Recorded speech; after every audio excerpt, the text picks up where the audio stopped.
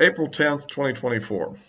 Well, one of the recent developments is in the whole conflict between Israel and Hamas has been that the Biden administration seems to have kind of turned on Israel here in a significant way.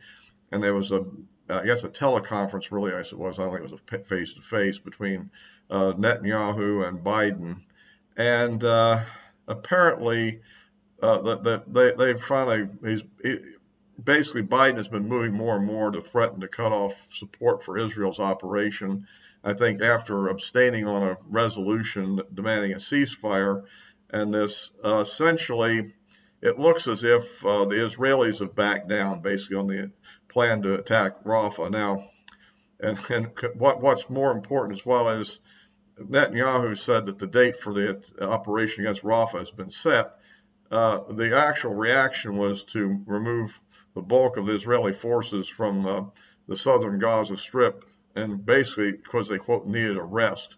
And since some of these forces, a significant number of them are probably reservists, I'm suspecting they're demobilizing actually. And because after all, they've been operating for nearly 6 months, and this has a big effect on the Israeli economy when you have your all these reservists mobilized.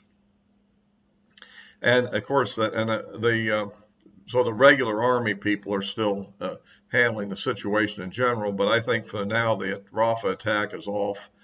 There are other factors that have come up too, and that would be that the Israelis conducted a strike in Damascus against a meeting of the key Iranian-backed people of Hezbollah and the Quds Force people and so forth. And I think even some of the Houthis that might have been in it, and killed a bunch of leadership people in this attack. And so there's also the possibility that there will be a reprisal either from Hezbollah directly or even possibly from Iran, although I think from Hezbollah is more likely. And another scenario for backing out for this Gaza operation would also be to be prepared for whatever might happen there. But fundamentally, I think what we're seeing here is that for political reasons alone, and that has to do with the election issue, particularly in Michigan, and maybe even a little bit in Minnesota too, because some of those can come closer than you might think. Biden has basically decided to abandon Israel for the moment and to look for domestic votes from some radical people that are shouting death to America and the like. So, at any rate, it's kind of disgusting as always with Biden, but I think that's what this is. Well, at any rate, by the way, if you like my videos, please give me a like. I appreciate it. And of course, we're always looking for new subscriptions, and those that are subscribed can click the bell for notifications. Yeah, so, and I think fundamentally here, there's also the fact that, as I predicted some time ago in the videos, that, and I'm a long-term student of the Arab-Israeli conflicts, going back to probably when I was a freshman in high school or something. At any rate, the fact of the matter is, it almost always is the case that that at some point the U.S. for certain political reasons, whether international affairs relations type reasons or domestic, end up backing off on allowing Israel to go to their ultimate, quote, victory. And so this in a way is kind of predictable. I mean, with the exception of the 6-day war, which practically worked out for them because it happened in 6 days, so there was no prolonged problem there. You had a situation in in the Yom Kippur War. Israel was hamstrung because the U.S.'s political desire to get the Suez Canal open for strategic reasons. In the Lebanese issue, the whole issue of the plight of the Palestinians and everything that was going on there. At least we had a smart idea there to evacuate them outside of Lebanon. But at any rate, that is another example. But still, the political ramifications were such that ultimately they were kind of forced to back down, if we recall.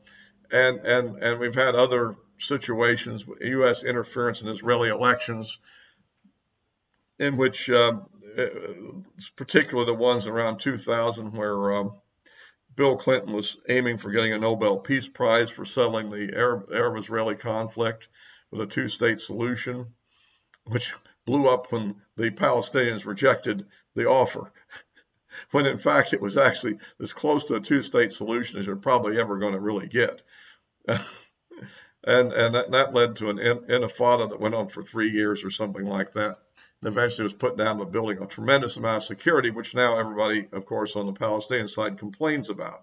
Well, why is it there? Because of their rioting and all their suicide bombing they did, and so forth. So this is kind of the way of the situation. And the other problem is, what do you really do from here anyhow? You've got millions of people who are in increasingly desperate shape, largely because of the way they're being treated by the Hamas people that they're supposedly fighting for them.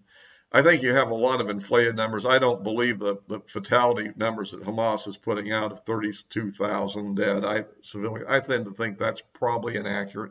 I mean, why would they tell the truth when they could just lie? I mean, let's face it. So if there really was 32,000 dead, they'd be claiming 100,000 dead, is what I'm saying. So you can generally figure they're inflating the number by a significant amount. But there have been a fair number of civilian casualties because it's just hard to do this kind of urban combat. And I would say this: if the U.S. military, Army, and Marine Corps was conducting the same operation that Israel's doing, my guess is the civilian casualties would actually be higher.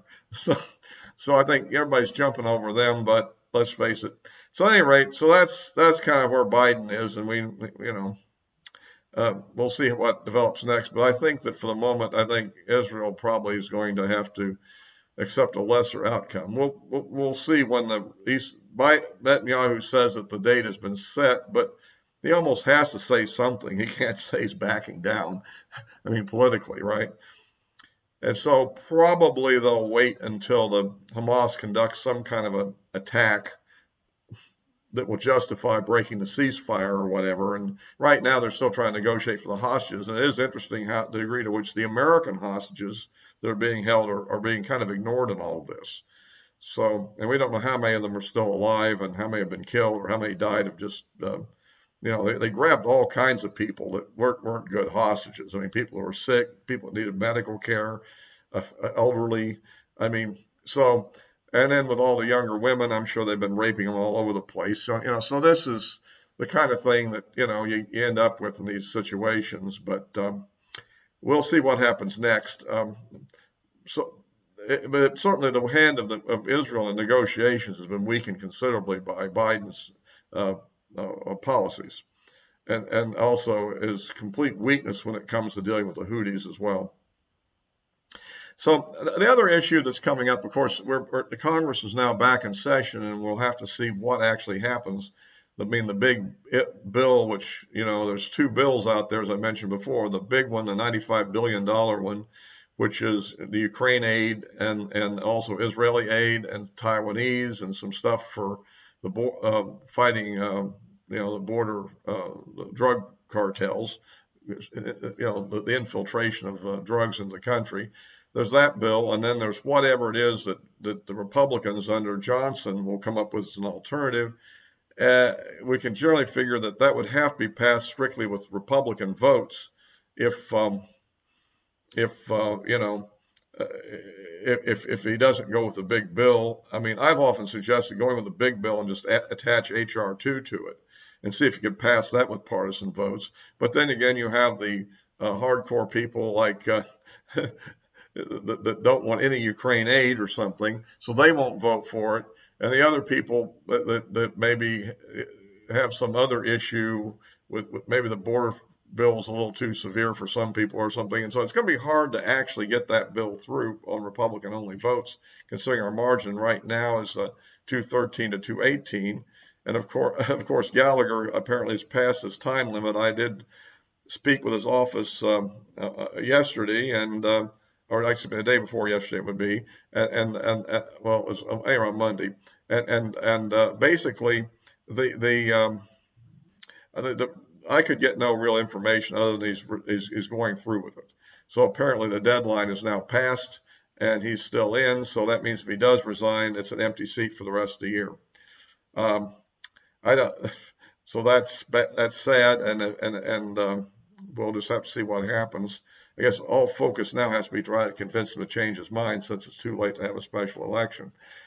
But for the moment, we would have the election, and it was coming up there in New York, which the Democrats go up to 214 presumably, um, and so it'd be a very narrow vote to get that through. That would be my recommendation, has been all along. The idea is that we make a major concession on the money and they make a major concession on the border. Because let's face it, 95 billion is small potatoes compared to what 10 million illegal immigrants are going to cost us in the long run. And so that's my attitude. But if that fails, then they have ideas about trying to steal Russian assets to pay for this thing. And I don't know how that's going to work because do the Russians have many assets in U.S. banks? Will foreign banks be willing to obey a congressional order on this? How long will that take to occur? Will there be legal lawsuits about it that will take up time? And can that pass? I mean, there may be hardcore um, people, pro-war Republicans, which there are several, you know, that will probably not want to do that. So I don't know, although they probably like the idea of seizing Russian assets to the degree they can. But the point I'm saying so that's what's coming up here. And of course, the question is, well, MTJ, MTG, excuse me, will she actually sabotage Johnson's speakership? And if it does happen, will he resign like McCarthy did and cut our margin down even further? Or will we end up with Hakeem Jeffries as speaker?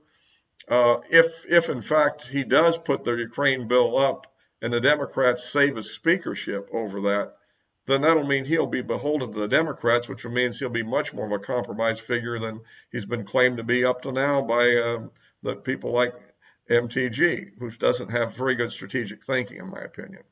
But nonetheless, that's the situation we're facing in the Congress in the days ahead. So we'll have to just buckle up and see what happens and hope we can maintain our majority, because if we lose it, I don't think anything positive much is going to happen for the rest of the year.